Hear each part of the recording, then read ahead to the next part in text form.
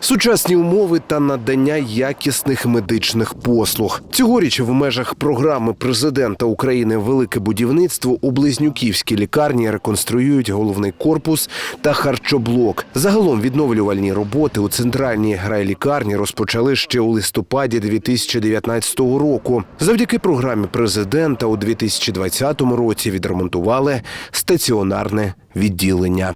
Із серпня місяця цього року у нас в основному роботи проводяться у головному корпусі, в якому на даному етапі проводяться вже внутрішні роботи по покращенню благоустрою внутрішньої роботи всі. І проводиться, як ви бачите, благоустрій території, вкладається плитка, завозиться ґрунт, висаджуються квіти, дерева, покращується паркова зона. У головному корпусі на першому поверсі розташовуватиметься терапевтичне відділення, а також стаціонарне відділення для надання цілодобової допомоги. На другому поверсі гінекологічне і хірургічне відділення, де буде доступна така послуга, як хірургія одного дня. І в хірургічному корпусі у нас ніколи не було ліфтів, а на другому поверсі завжди існувало хірургічне відділення. Зараз це саме буде нове, що будуть встановлені ліфти.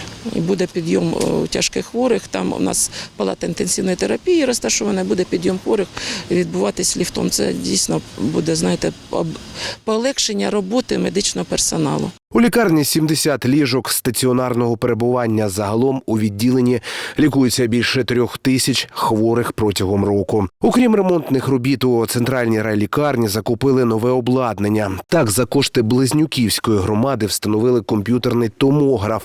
Минулого року закупили апарат ШВЛ середнього класу і підсилений концентратор для роботи апарата. А в цьому році пройшли тендерні процедури, і завдяки чому буде встановлено апарат комплексний ендоскопічний. За словами Близнюківського селищного голови Геннадія Короля, вже на завершальній стадії проєкт з реконструкції поліклінічного відділення на наступний рік. Ми до Нового року вже попробуємо прийняти участь у ще в діючих грантах. В цьому році, мені здається, і лікарі, і старший, і молодший медичний персонал, і ми, громада, ми нарешті починаємо бачити позитивні результати реформування медицини.